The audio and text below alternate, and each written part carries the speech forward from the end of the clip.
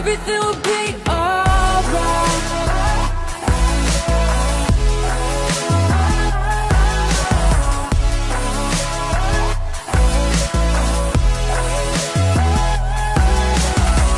Behind the scenes and in the details,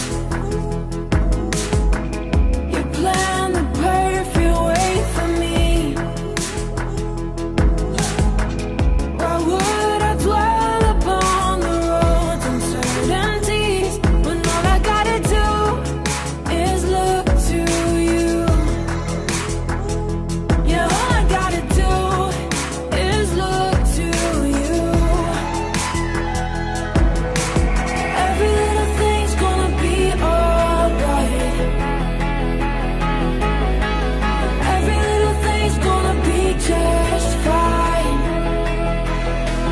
Whether I can see it now, I know you will work it out for good. Every little thing, everything will be alright.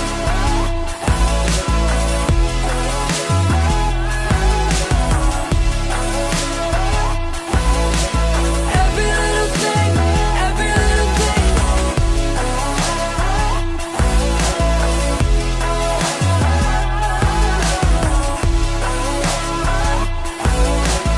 Every little thing, everything will be alright. Hey God, I know you don't need no one to advise you. You probably do a better job running the world than I do. I just thought I'd remind you, I've been trying to find you. It feel like Satan working overtime, times two.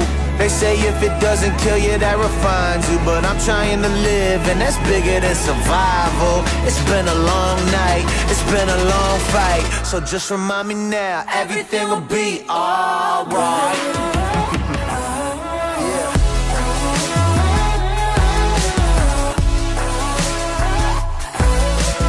Every little thing, every little thing. Every little thing, every little thing. Every little thing, every little thing. Every little thing, everything will be alright.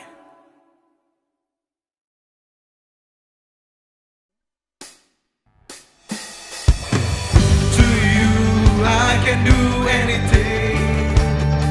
I can do all things, for it's you give me strength. Nothing is impossible to you. Blind eyes are open, strongholds are broken. I am living by faith. Nothing is impossible. Oh, oh, oh. Oh, oh, oh. Katakan, I'm not gonna live by what I see.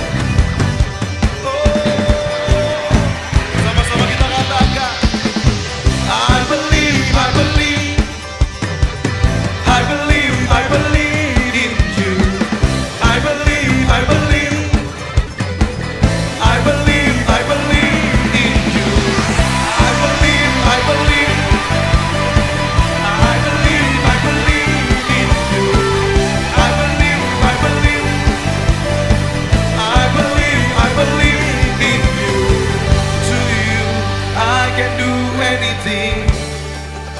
I can do all things, for it's you who give me strength. Nothing is impossible through you, my eyes are open.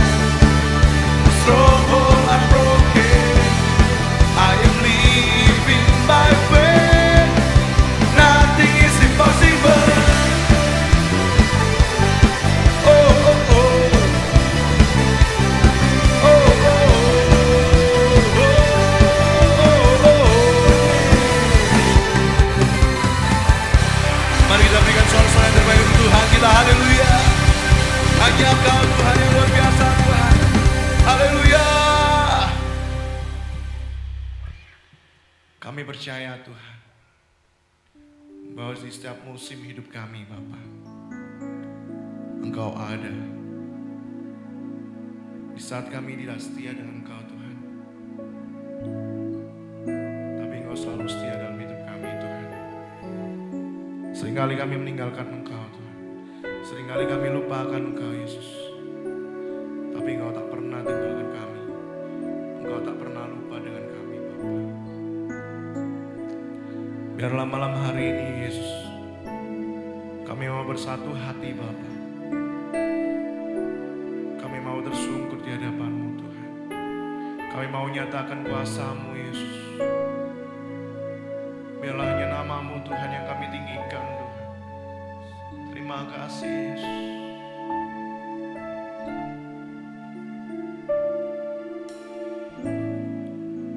Yesus ada di segala masa suka maupun kala duka.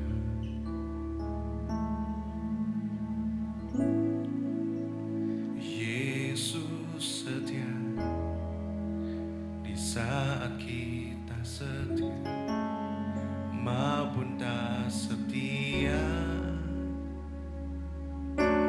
Yesus, Yesus, ku panggil nama-Mu.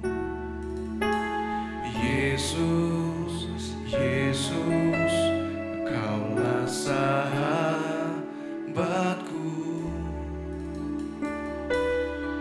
Sungguh Kau yang terindah, Kaulah jawaban bagi semua yang ku perlu. Sungguh jiwaku berserah, ku nyatakan Yesus aku milik-Mu. Mari kita katakan Kau ada Tuhan. Yesus ada di segala masa suka maupun kala duka.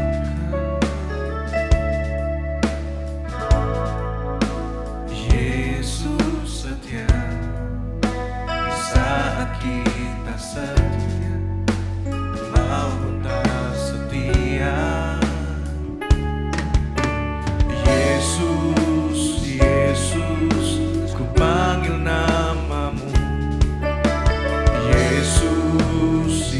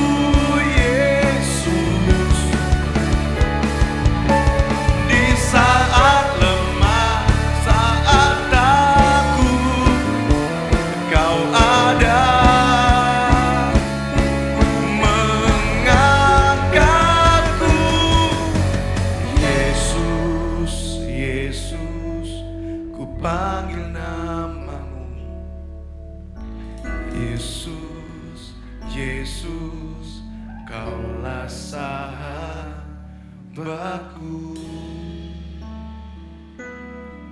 Sungguh Kau yang terindah, Kaulah jawaban bagi semua yang ku perlu. Sungguh jiwaku berserah, ku nyatakan Yesus akumi. Oh sungguh Kau yang terindah, Kaulah jawaban bagi semua yang ku perlu. Sungguh jiwaku besar, ku nyatakan Yesus aku milikmu. Ku nyatakan Yesus aku milikmu. Ku nyatakan Yesus aku milikmu.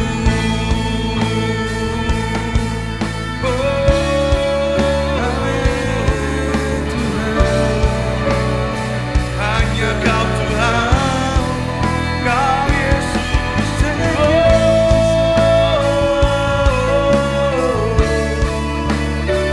Haleluya.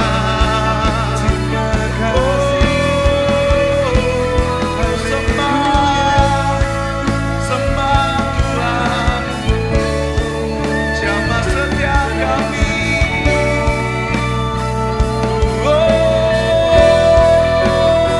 Yesus, haleluya.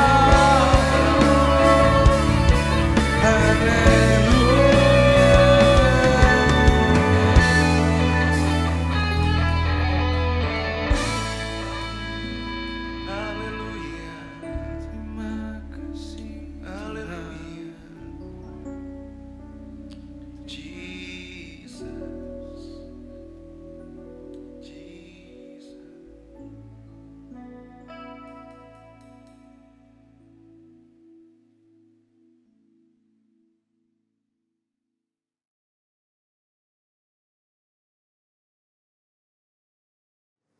Shalom keluargaku Christ Nation dimanapun berada.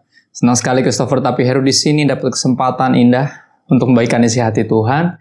Aku berdoa biar perenungan hatiku, aku merenungkan firman Tuhan, biar isi hati Tuhan yang disampaikan kepada kita bisa jatuh tepat di tanah hati kita yang subur, sehingga bisa bertumbuh dan berbuah apapun musimnya. Jadi kesempatan ini aku dapat tugas untuk membagikan tentang broken identity dan betapa kita sudah rusak identitasnya karena dosa dan karena kita jatuh ke dalam godaan iblis dan akhirnya kita berantakan sendiri. Tapi kita bersyukur Tuhan Yesus menyelamatkan kita.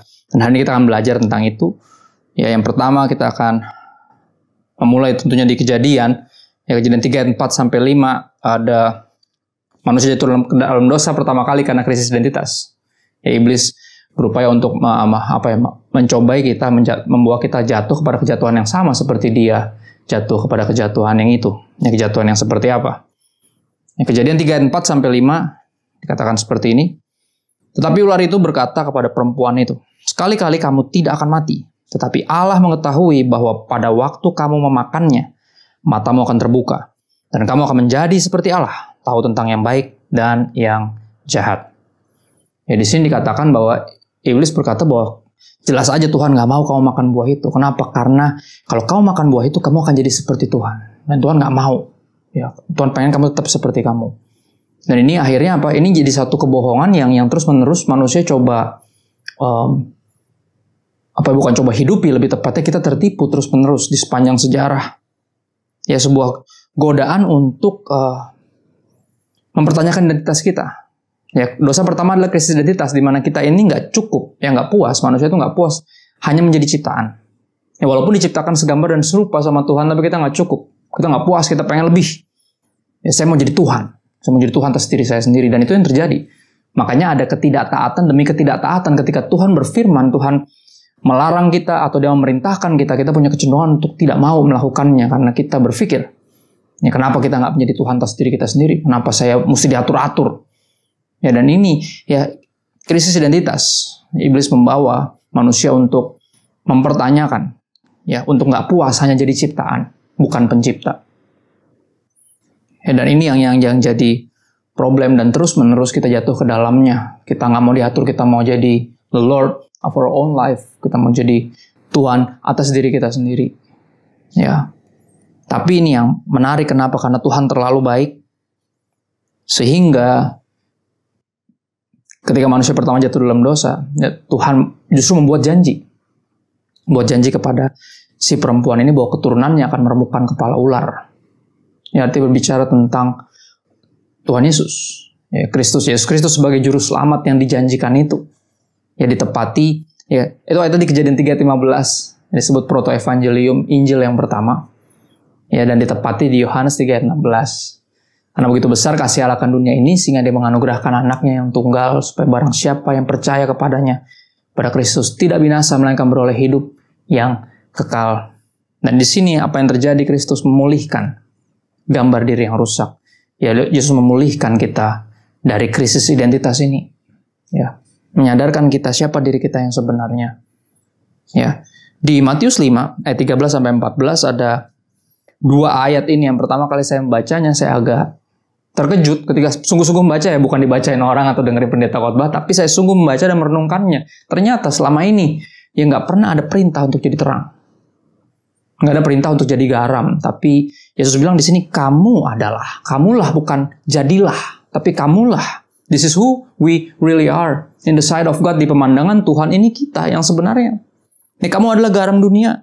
Jika garam itu jadi tawar, dengan apakah ia diasinkan? Tidak ada lagi gunanya selain dibuang dan diinjak orang. Ya, dan ini yang spektakuler juga. Kamu adalah terang dunia. Kamulah terang dunia, bukan jadilah terang. Kamu adalah terang dunia. Kota yang terletak di atas gunung tidak mungkin tersembunyi. Nah, ini yang saya sebut sebagai restored self-image. Gambar diri yang tadinya rusak, yang udah broken, identitas kita yang berantakan, yang krisis tadi, sehingga kita bikin seorang tuh nyari jati diri. Ya, sampai akhirnya mentok sana mentok sini, udah nggak tahu mau gimana, udah berakhir di kandang babi sebagai budak, baru mau balik kepada Tuhan. Kayaknya mesti gitu dulu orang tuh somehow. Bisa nggak sih dari awal taat sama Tuhan, tapi nggak, karena punya kecenderungan tadi, karena krisis identitas tadi.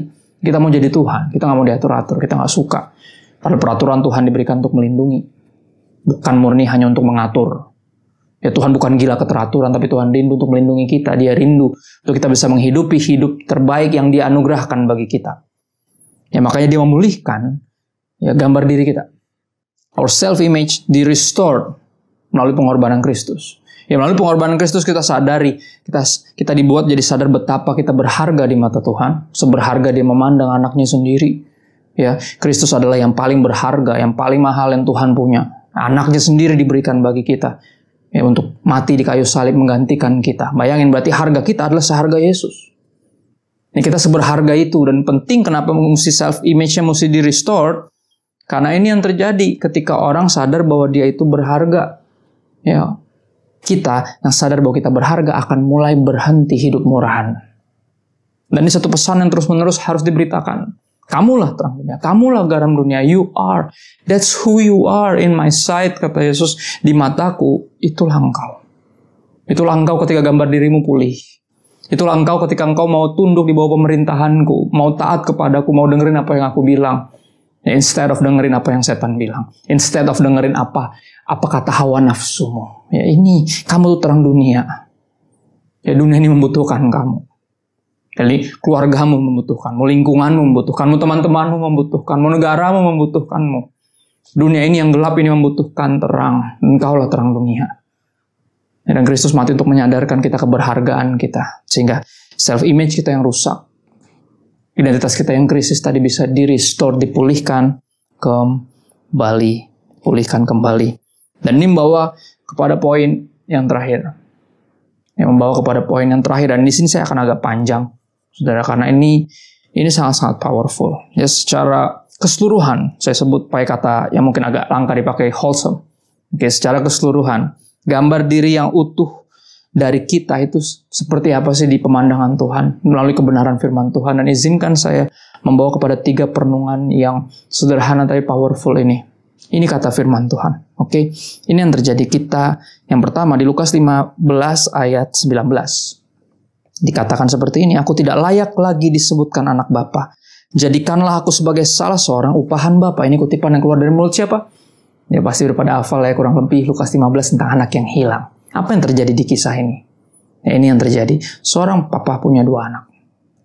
Ya anak yang bungsu suatu hari tiba-tiba memaksa bapaknya, meminta bagian warisan yang bagiannya dia untuk diminta sebelum waktunya. Kenapa? Papanya masih hidup. Buat tindakan yang kurang ajar tentunya. Dan saya yakin anak ini pasti maksa. Karena akhirnya papahnya memberikannya. Karena ini bukan suatu pemberian yang bijak sebenarnya. Karena pasti anak ini belum siap. Dan juga lagi pula ini belum waktunya, papanya belum meninggal. Tapi dia terus merengek, kalau bisa dibilang seperti itu. Ya, untuk meminta warisan bagiannya dia saat ini juga. Ya, dan akhirnya papanya memberikannya. Dan ini yang menarik dicatat di sana di kebenaran firman Tuhan bahwa papanya membagikannya rata kepada kedua anaknya ini. Dalam artian rata, masing-masing sesuai dengan bagiannya. Kenapa dikatakan demikian? Karena menurut peraturan Yahudi, anak sulung selalu dapat 2 kali lebih banyak dari adiknya. Ya, anak bungsu yang minta, tapi kakak yang sulung juga dapat 2 kali lipat lebih banyak dari adiknya. Dan akhirnya adiknya ini pergi keluar kota. Ya, dia jual semua yang dia punya jadi uang, terus dia pergi keluar kota. Terus hidup foya-foya di situ. Habis hambur-hamburkan dengan mental bahwa hidup saya aja suka-suka saya dong. Warisan-warisan saya, hidup-hidup saya. Siapa yang mau ngatur-ngatur saya? Saya Tuhan atas diri saya sendiri, ini kepemilikan saya. Saya bebas pakai buat apaan aja. Dan akhirnya anak ini berakhir jadi budak. Ya, di kandang babi. Dia disuruh jagain babi karena dia udah hampir mati kelaparan. Dia udah kesulitan, di situ uangnya habis karena foya-foya dan lagi ada bencana kelaparan juga. Ya, artinya kalaupun dia punya duit, dia mau beli makan di mana? Emang lagi ada seperti krisis ekonomi di situ. Bencana kelaparan.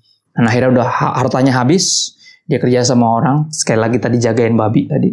Dan dia saking laparnya, dia nggak tahu mau makan apa, sampai dia kepikiran. Dia mau makan makanan babinya. Bayangin tuh ampas, sisa-sisa makanan babinya mau dia makan. Dan nggak dikasih juga sama bosnya.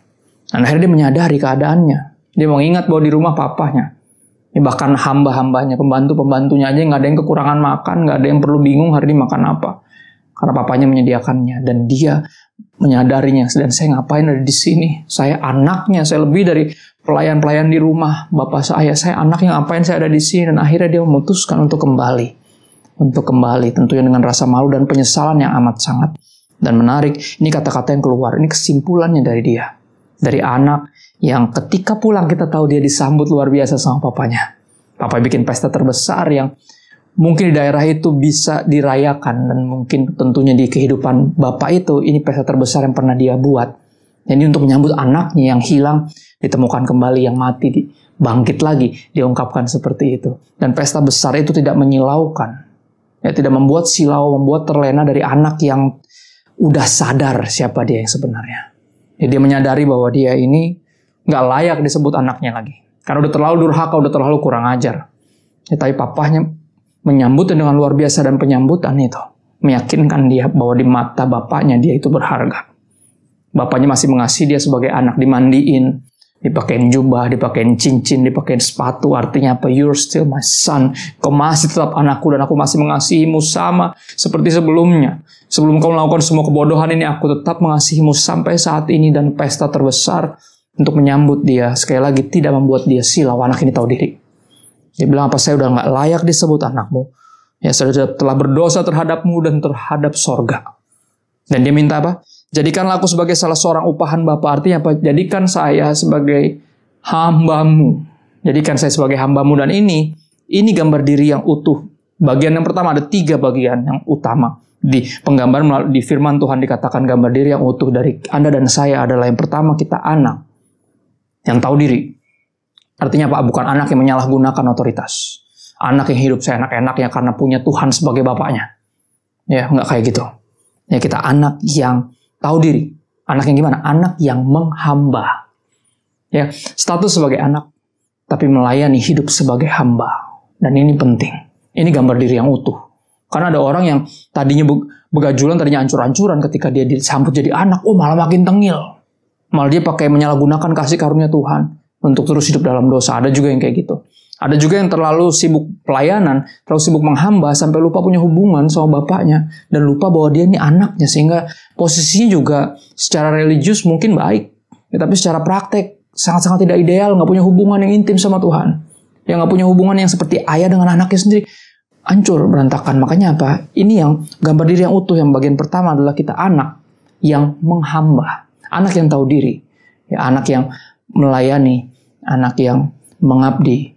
Anak yang menghormati. Anak yang mengasihi. Anak yang bersyukur. Anak yang tahu diri. Anak yang menghamba, itu yang pertama. Yang berikutnya, kita bukan hanya anak yang menghamba. Artinya kita bukan hanya hamba. Tapi dikatakan di Yohanes 15 ayat 15. Ya, Tuhan Yesus bilang gini, aku tidak menyebut kamu lagi hamba. Walaupun kamu anakku yang sedang menghamba, oke? Kegiatanmu sekarang adalah hamba Tuhan. Orang yang hidup hanya untuk Tuhan, apapun profesinya. Ingat, hamba Tuhan itu bukan profesi, tapi devosi. Yang bukan kerjaan jadi apa, tapi kerjanya buat siapa. Ya, Kolose 3:23 dan 24 harus jadi ayat emas bagi Anda dan saya. Ya, para hamba-hamba Tuhan. Apapun yang kita kerjakan dengan segenap hati seperti untuk Tuhan dan bukan untuk manusia.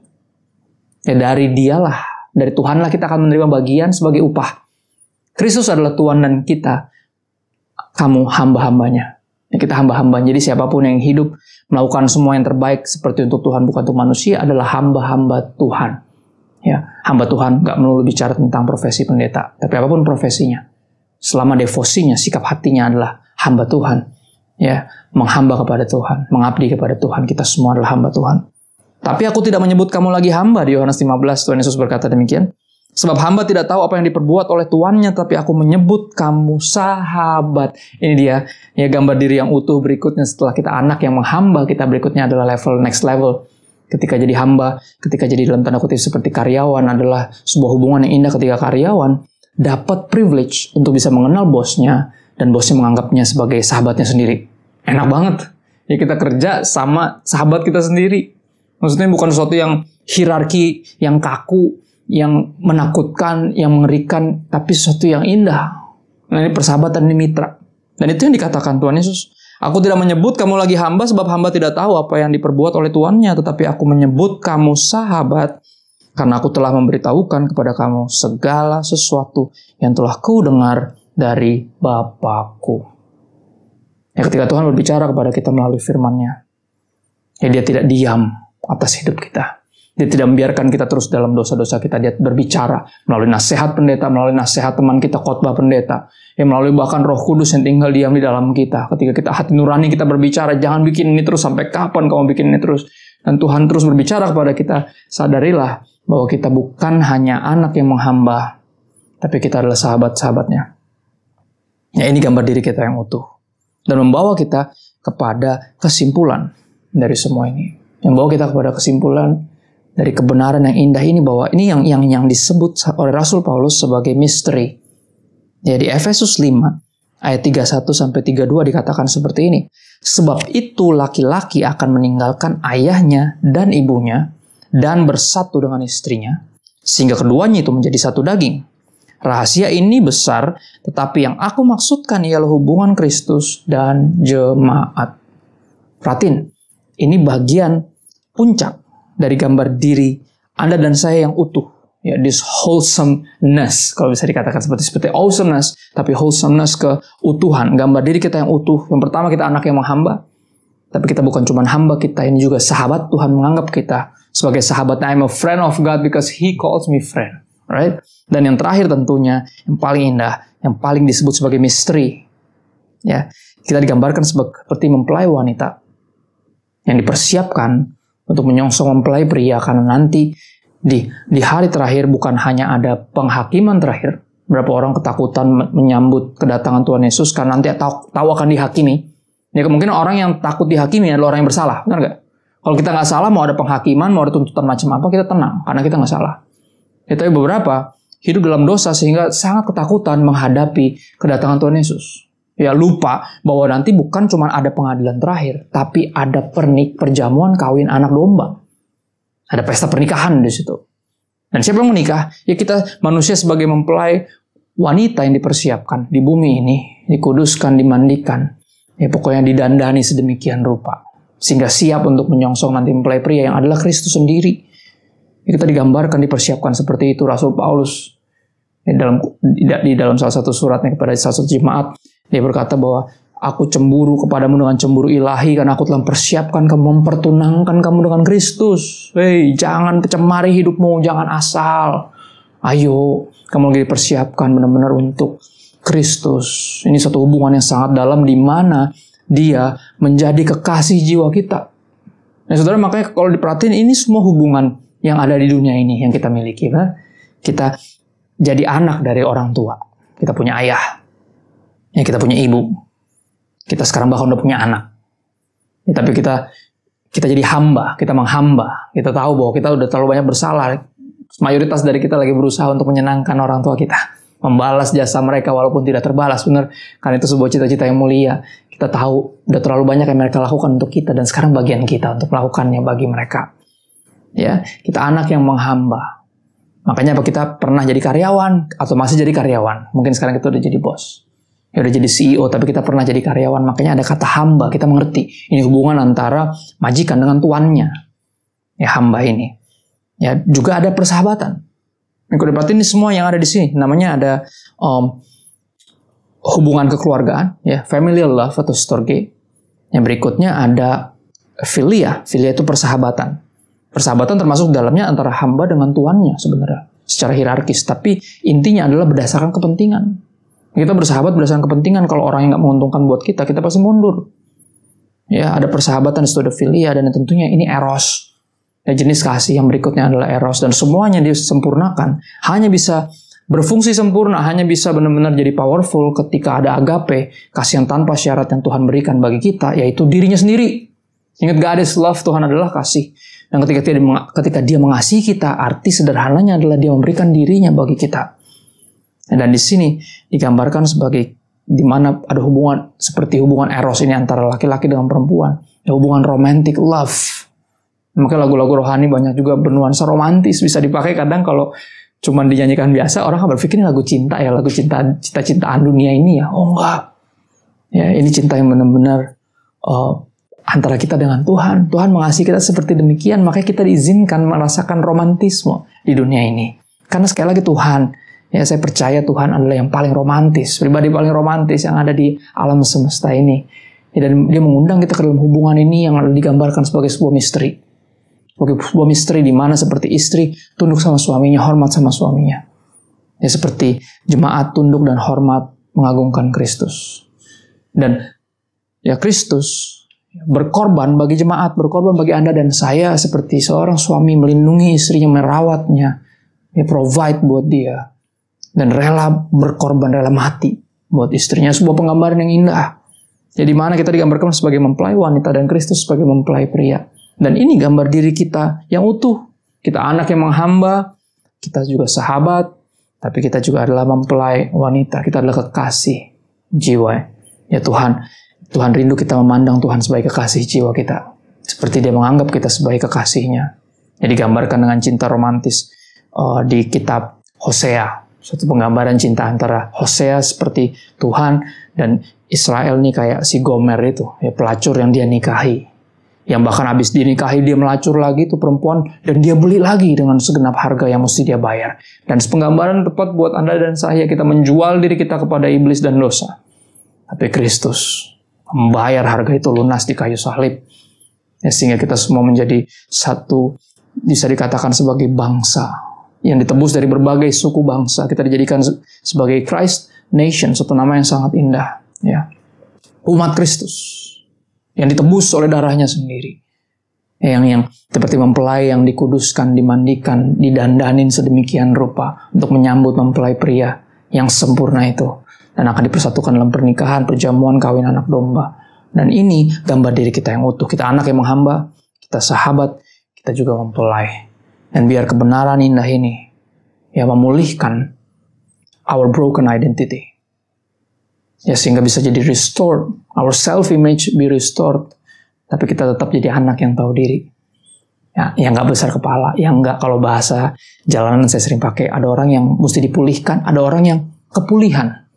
Terlalu pulih sehingga jadi tengil, jadi sombong. Oh, gue anak Tuhan dong. Nggak, kita anak yang tahu diri. Kita nggak layak disebut anak, maka kita melayani sebagai hamba. Tapi Tuhan bilang, kayak kamu masih anakku. Dan bukan hanya walaupun kamu sedang menghamba sekarang, kamu saya pandang sebagai sahabat. And I will tell you all the things that I want. Dan aku akan ungkapkan isi hatiku padamu seperti seorang kekasih kepada kekasihnya. Dan biar kebenaran ini jadi sederhana, dan saya rindu semua kita dipulihkan identitasnya melalui pengorbanan Kristus. Ya, biar darah Kristus yang berharga itu menebus kita, sehingga menyadarkan Anda dan saya bahwa kita ini berharga. Ya, sekali lagi, kalau kita sadar kita berharga, kita akan berhenti hidup murahan, dan kita hidupi gambar diri yang utuh ini sebagai anak yang menghamba, sebagai sahabat, dan sebagai mempelai. Kita berdoa. Tuhan Yesus, thank you buat kebenaran yang indah ini. Kami bersyukur buat firman-Mu, dan kami bersyukur Roh Kudus bantu kami untuk mengerti. Dan kami percaya Roh Kudus bukan hanya membawa kami kepada seluruh kebenaran, tapi juga memampukan kami untuk mentaatinya, untuk menghidupi identitas kami, gambar diri kami yang utuh ini sebagai anak yang menghamba, sebagai sahabat, dan sebagai kekasih, sebagai mempelai. Terima kasih Bapa. Terus berbicara Roh Kudus bahkan ketika hamba-Mu udah berhenti berbicara. Kami minta bantuan-Mu, Roh Kudus, kepada Bapa yang baik, di dalam satu nama yang Engkau sendiri berjanji bahwa apapun yang kami minta dalam nama ini bukan hanya didengar, tapi juga dikabulkan. In Jesus' mighty name we ask for your help, O Holy Spirit, to you our good Father. Amen. God bless you.